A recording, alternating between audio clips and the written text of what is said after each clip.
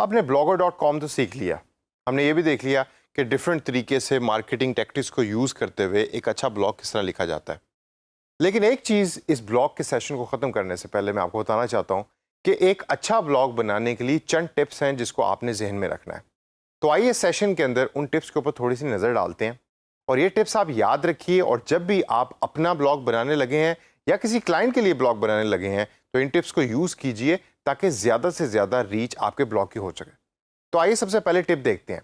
सबसे पहली टिप है कि you always have to get ideas from the audience. मतलब आप अपने आइडियाज़ जो ब्लॉग के हैं या अपने जो कंटेंट आप ब्लॉग के ऊपर पोस्ट कर रहे हैं उसके आप आइडियाज़ लें अपनी ऑडियंस से।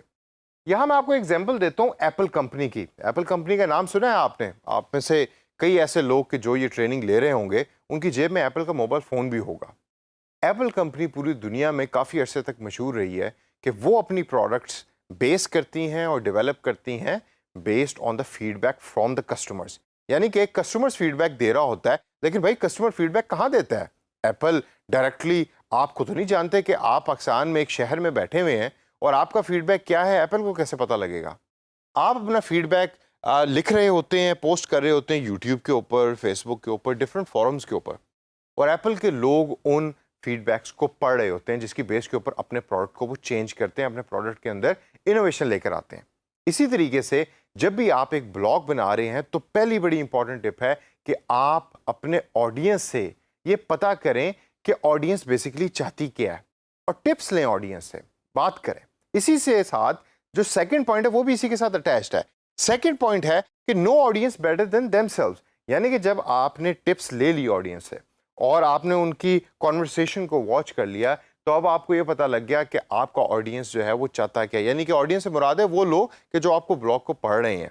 आपने कंटेंट को पोस्ट किया अपने ब्लॉग के ऊपर, लोगों ने उसके ऊपर कमेंट्स किए और अब आप उन कमेंट्स को आप पढ़ रहे हैं। उन कमेंट्स को पढ़ने के बाद आप लोगों के साथ डिस्कशन कर रहे हैं, इंटरेक्ट कर रहे हैं।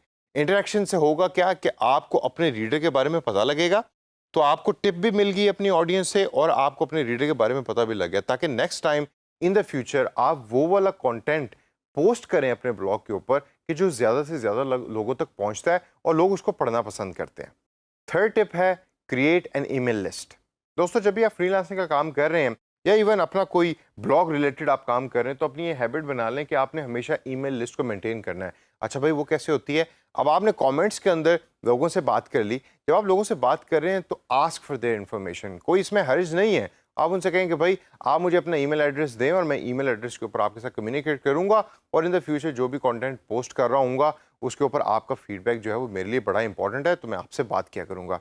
जब आप ईमेल लिस्ट बना रहे होते हैं तो ईमेल लिस्ट का फ़ायदा ये होगा कि उस ईमेल लिस्ट को यूज़ करके आप जब भी कोई नया कंटेंट ब्लॉग के ऊपर पोस्ट करेंगे तो आप उस ईमेल लिस्ट को यूज़ कर सकते हैं मार्केटिंग पर्पसेस के लिए। यानी कि वो ऑटोमेटिक ईमेल आप भेज सकते हैं उन तमाम लोगों को कि जो आपकी ईमेल लिस्ट में एडिड है। तो ईमेल लिस्ट जो है उसकी बनाने की हैबिट जो है वो आप लोग डाल लें। चौथी टिप है love current readers more than new readers. आपने अक्सर सुना होगा कि जो आपका एग्जिस्टिंग कस्टमर होता है वो हमेशा बेहतर होता है नए कस्टमर से। उसकी वजह ये होती है कि नया कस्टमर लेने के लिए आपको पैसे लगाने पड़ते हैं, टाइम लगाना पड़ता है और आपको पता नहीं होता कि नया कस्टमर कोई इफेक्टिव आएगा भी या नहीं आएगा। इसी तरीके से ब्लॉग के ऊपर भी हमेशा कोशिश कीजिए कि जो आपके करंट रीडर्स हैं उनको जहन में रखिए पहले और नए रीडर्स को सेकंड प्रायोरिटी के ऊपर रखें। उससे होगा ये कि जब आपके करंट रीडर्स आपकी पोस्टिंग के साथ या आपके कंटेंट के साथ खुश होंगे तो वो उसको ज़्यादा से ज़्यादा पढ़ेंगे, ज़्यादा से ज़्यादा शेयर करेंगे और जो नए लोग हैं वो ऑटोमेटिकली पुराने लोगों के साथ अटैच होकर आपके ब्लॉग के ऊपर विजिट करना शुरू कर देंगे। तो इसी वजह से जो करंट लोग हैं उनके कमेंट्स को जहन में रखें, उनकी ईमेल लिस्ट बनाएं और उन पे ज़्यादा फोकस कीजिए रादर ना कि जो नए लोग हैं उनके ऊपर फोकस करने की बजाय। पांचवा जो पॉइंट है वो है finish your blog post on A CTA। मतलब कॉल टू एक्शन जो है कोई ना कोई होनी चाहिए towards the end of A blog. वो बटन भी हो सकता है, सब्सक्राइब का बटन हो सकता है, किसी किस्म की सब्सक्रिप्शन है या ईमेल या कोई इन्फॉर्मेशन आप जो है वो कस्टमर से डिज़ायर करें वो है। अक्सर लोग उसमें क्विज वगैरह भी डाल देते हैं, वो भी आप कर सकते हैं। लेकिन कॉल टू एक्शन बटन जो है या कॉल टू एक्शन ऑपरेशन जो है वो आपके ब्लॉग की हर पोस्ट के एंड के अंदर होना चाहिए। एक बड़ा अच्छा इमेज आता है उससे। अगली टिप है बी ए कंसिस्टेंट पोस्टर। ब्लॉग के दुनिया के अंदर, ब्लॉग की दुनिया के अंदर अगर आप एक अच्छे पोस्टर नहीं हैं और कंसिस्टेंट पोस्टर नहीं है तो इन दोनों की वेटेज जो है वो बिल्कुल सेम है। अच्छी पोस्टिंग अगर आपकी नहीं है तो लोग आपके कंटेंट को पढ़ना छोड़ देंगे, लेकिन अगर आप कंसिस्टेंट पोस्टर नहीं है, अच्छे पोस्टर हैं लेकिन कंसिस्टेंट नहीं है, तो फिर भी लोग आप लूज़ कर देंगे अपने ब्लॉग से। तो इस वजह से अच्छे ब्लॉगर भी आप बने, यानी कि अच्छा कंटेंट भी पोस्ट करें, और साथ साथ आपको कंसिस्टेंट होना भी बहुत ज़रूरी है कि आप डेली जो है या वीकली, बल्कि मैं वीकली नहीं कहूँगा, आपके स्टार्टिंग केस के अंदर मैं आपको कहूँगा कि आप डेली अपने ब्लॉग को अपलोड करें। मैं कई ऐसे लोगों को जानता हूँ जिनका ब्लॉग डेली दिन में 10 से 15 दफ़ा अपडेट हो रहा होता है। उसकी वजह है कि जो उनका यूज़र है ना, वो एग्जिस्ट कर रहा होता है ब्लॉग के ऊपर सारा दिन।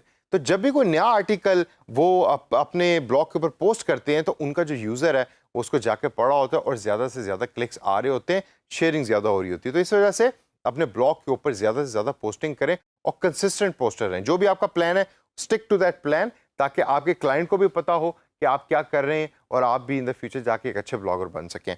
अगली जो टिप है वो है ऑफर रियल वैल्यू।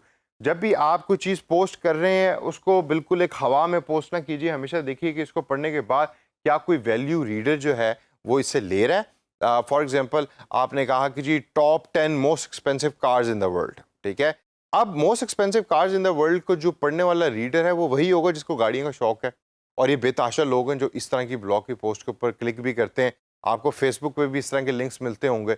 तो जब भी आप कोई चीज़ ब्लॉग पे पोस्ट कर रहे हैं तो उसकी वैल्यू हो। अक्सर आपने देखा होगा कि हम में से काफ़ी ऐसे ब्लॉगर्स हैं कि जो डिफरेंट कोटेशंस जो है वो पोस्ट कर रहे होते हैं अपने ब्लॉग्स पे। जैसे जैकमा है, अली बाबा का ओनर, तो उसकी बड़ी अच्छी अच्छी कोटेशंस जो हैं वो पोस्ट हो रही होती है ब्लॉग्स के ऊपर, तो एक बड़ी अच्छी वैल्यू मिल रही होती है, विजडम मिल रहा होता है एक बहुत बड़े एंटरप्रेन्योर से। तो इस तरह का पोस्ट करें कंटेंट कि जिसकी एक अच्छी वैल्यू यूज़र के लिए या ब्लॉग के रीडर के लिए हो।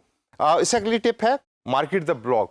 बड़ी अच्छी हैबिट है, आप पेड तरीके भी से भी कर सकते हैं, अनपेड ऑर्गेनिक तरीके से। अगर आपको कंटेंट अच्छा तो ऑटोमेटिकली हो रहा होता है, लेकिन आप डिफरेंट मीडियम्स को यूज़ करें, फेसबुक को यूज़ करें, ट्विटर को यूज़ करें, गूगल एडवर्ड्स को यूज़ कर सकते हैं आप। blogger.com के अपने जो पेड मार्केटिंग उसके जो टूल है उसको यूज़ कर सकते हैं और अपने ब्लॉग को मार्केट कर सकते हैं। और जितना ज़्यादा आप अपने ब्लॉग को मार्केट करेंगे उतनी ज़्यादा इसकी रीच बढ़ेगी, और रीच बढ़ने के साथ साथ क्लिक्स आपके ब्लॉग के ऊपर ज़्यादा होंगे, और यही चीज़ फिर इवेंचुअली कन्वर्ट हो जाती है कंटेंट मार्केटिंग के अंदर।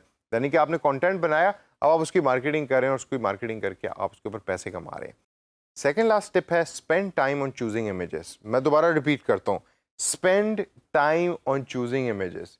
ये जितना भी ज़्यादा आप इसके ऊपर एम्फेसिस डालें वो कम है। जब भी आप ब्लॉग बना रहे हैं, ब्लॉग की एक अच्छी खसूसियत ये होती है एक अच्छे ब्लॉग की कि उसके अंदर जो कंटेंट बड़ा खूबसूरत तरीके से प्रेजेंट होता है और उसके अंदर इमेजेस बड़े प्यारे प्यारे होते हैं। तो हमेशा जब भी आपने ब्लॉग बनाना है तो इमेजेस जो उसमें आप डाल रहे हैं वो रेलेवेंट हो और वो क्लियर इमेजेस हों। क्लियर इमेजेस होंगे क्योंकि ज़्यादातर हम में से ब्लॉग की जो पोस्ट होती हैं लोग पढ़ते बाद में उसको स्किम थ्रू पहले करते हैं, ऊपर नीचे स्क्रॉल डाउन करके। तो अच्छे इमेजेस होंगे, उसकी अट्रैक्शन ज़्यादा होगी ब्लॉग पोस्ट की। और लास्ट पॉइंट है become a Panchi title hero.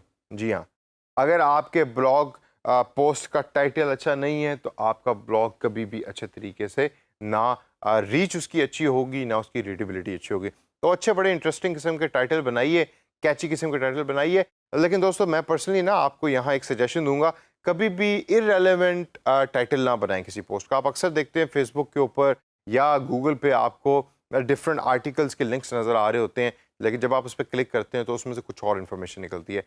इस तरह ना कीजिए, एक अच्छी रेलेवेंट किस्म का टाइटल बनाइए, लेकिन अट्रैक्टिव टाइटल हो। टाइटल अच्छा होगा, लोग उसको देख के उस पर क्लिक करना पसंद करेंगे। जैसा मैंने भी एग्जांपल दी थी, top 10 most expensive cars in the world.